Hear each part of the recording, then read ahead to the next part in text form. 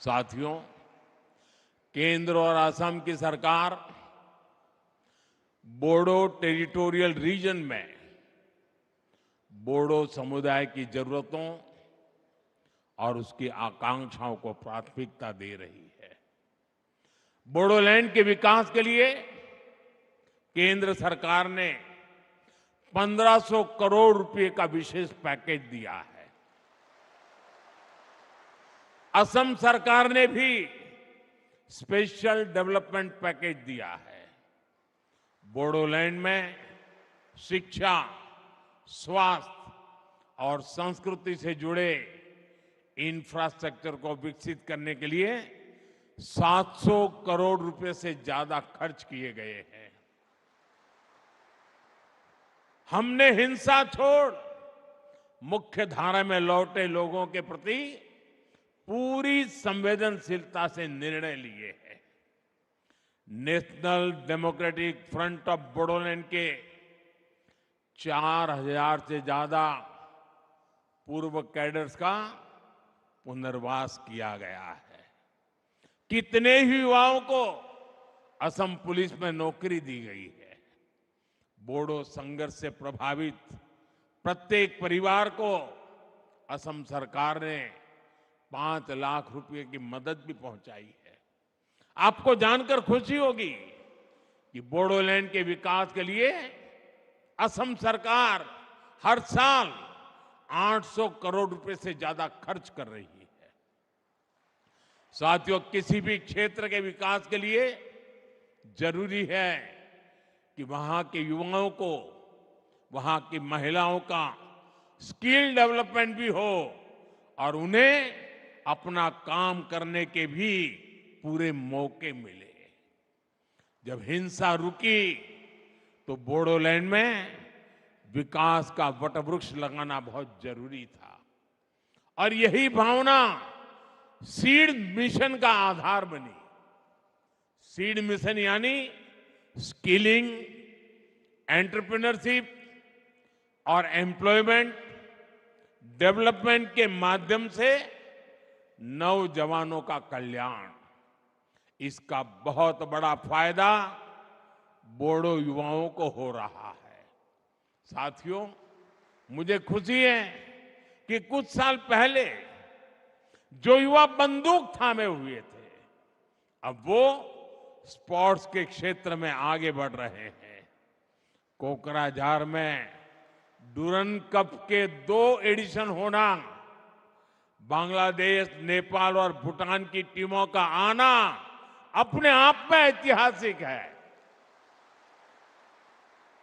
इस शांति समझौते के बाद पिछले 3 साल से कोकराझार में लगातार बोडोलैंड लिटरेरी फेस्टिवल भी हो रहा है और इसलिए मैं साहित्य परिषद का तो विशेष आभारी हूं।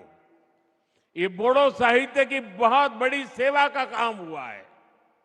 आज ही बोडो साहित्य सभा का तो 73वां स्थापना दिवस भी है।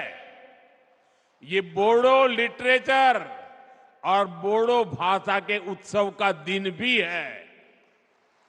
मुझे बताया गया है कल 16 नवंबर को एक कल्चरल रैली भी निकाली जाएगी। इसके लिए भी आपको मेरी बहुत बहुत शुभकामनाएं हैं। और साथियों, जब दिल्ली देखेगा ना ये, तब पूरा देश को देखने का अवसर आएगा। तो अच्छा किया है आपने दिल्ली की छाती पर आकर के शांति के गीत गाने का तय किया है।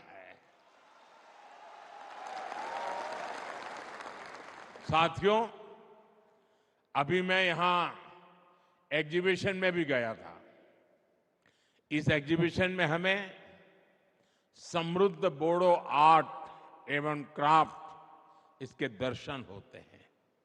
यहां आरोनाए, दोखोना, गामसा, करई दाखिनी, थोरखा, जोगिशी, खाम, ऐसी अनेक चीजें वहां उपलब्ध है और ये ऐसे प्रोडक्ट है जिनको जीआई टैग मिला है,